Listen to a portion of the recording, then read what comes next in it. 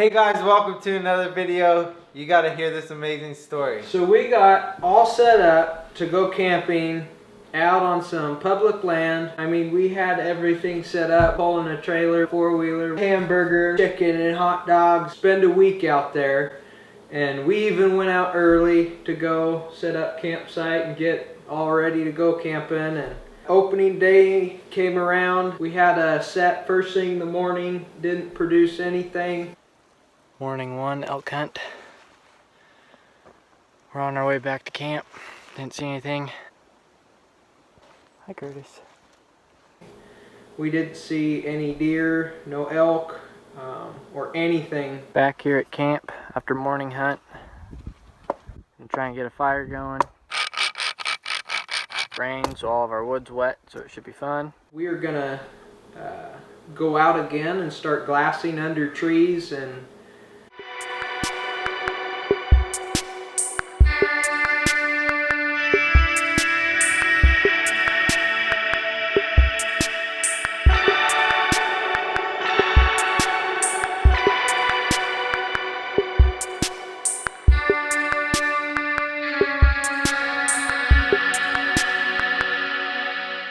Day one, afternoon.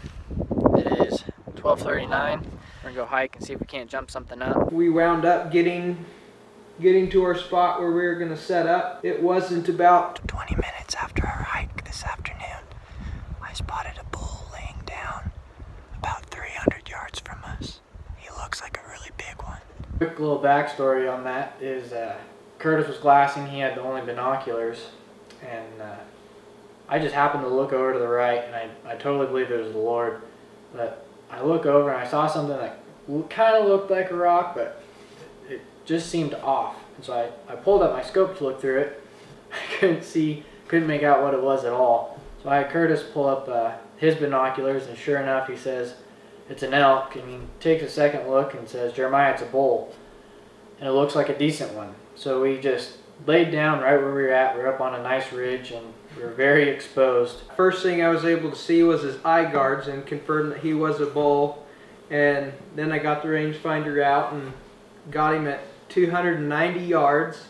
The wind was coming really hard from the left. If we went, upwind, he would wind up smelling us. The other way, he'd probably wind up seeing us. I let Jeremiah stay there, see if we couldn't get a play on getting closer on him. By the time I got back, the bull then decided it was time for a snack, and so he started grazing. He started grazing with his nose in the wind, headed away from us, so we knew time was drawing close. So we were picking our openings between trees. He would kind of graze behind a tree and expose himself, and then graze behind another tree and expose himself. And he was standing broadside, and Jeremiah took his first shot. Just took a shot at a very large bull, 290 yards. We're gonna give him a minute. Saw him, heard the shot, heard the hit. He went behind some trees and we lost sight of him, so we're just gonna wait a minute and then we're gonna go and check it out. And at this point, we still didn't know exactly how big he was, but for us it didn't really matter. We've always been meat hunters, so we, like Curtis said, we took the shot, decided that was the only opportunity we were going to have.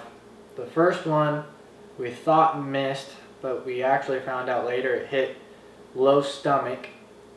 The second shot I fired right after that hit lungs.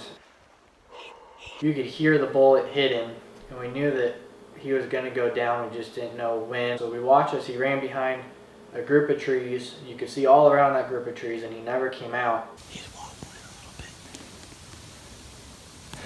Should we wait him out, or should I go finish him? We decided we were going to wait just a little bit, and then we'd hike down there. Waited probably 15, 20 minutes. And then we started going over to where we last saw him. We couldn't find tracks, couldn't find blood, but we knew he was still in there. And then Curtis looks over to our left, and we're still talking in our normal voices at this time, just trying to see if we can find him, trying to communicate with each other. And Finally, Curtis sees him over to our left, probably 30 yards from us, standing in a small group of trees. I don't have another clear shot because of all the trees and stuff around him. So Curtis goes around behind him, trying to push him out into the opening for me to get another clear shot. But he wasn't spooked. He was hurt bad enough he didn't want to move. So I moved around to where he was, took a third shot at probably 25 to 30 yards, and hit him again in the lungs. I was just breathing real heavy, just standing there, and we took some more video footage of him there. He's not doing good. He's gonna go down. And then right as the video ended, me and Curtis was trying to whisper to each other. We probably were a little louder than we thought we were. And he heard us, turned and looked at us, and started running down the one side of the canyon, back up the other side towards where we were when we first shot. We knew we probably weren't going to make it back home in daylight. Laying down on the hillside, waiting him out. There he is. He's laying down. Should be able to tell you exactly how big he is here shortly. We just checked the timestamps on our videos. Since the very first shot on him, it's been 2 hours. Yep. Finally just finished breathing his last. There was one time where I dazed off. I gotta listen, because if he stops, I need to know where to keep talking. Extraction plan. It took the three of us, everything we had to drag him downhill. Ended up getting Jeremiah's quad and hooking that to the front of Dad's quad, and Dad's quad hooked up to the elk. We finally get that elk drug up onto a flatter spot where I could drive my truck to. I realized that I don't have four-wheel drive working. Still pretty muddy and slippery out there. Differential lock. Getting a zip tie put on that, which engaged four-wheel drive. It's almost 6 o'clock. We're hauling out. Just got up the big hill. I'm riding the quad. Todd's on a quad and Curtis is driving the truck. We finally got home. We got him hung up and started skinning him, and Curtis had been joking all day when he was holding the leg while I was gutting him about the elk roundhouse kicking me if he was to let go of the leg. Curtis again holding the legs, and he goes, "Wouldn't it suck if you got roundhouse kicked?"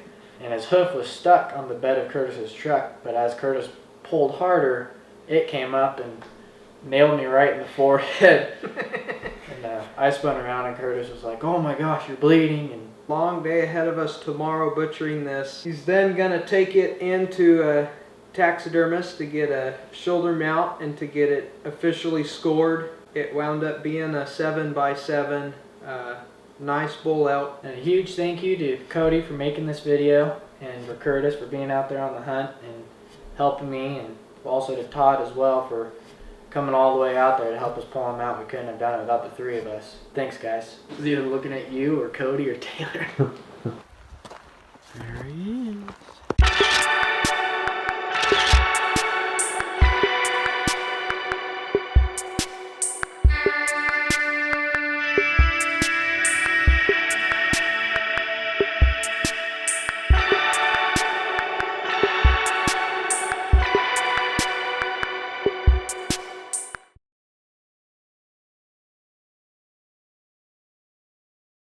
So much of that stuff holding it in there.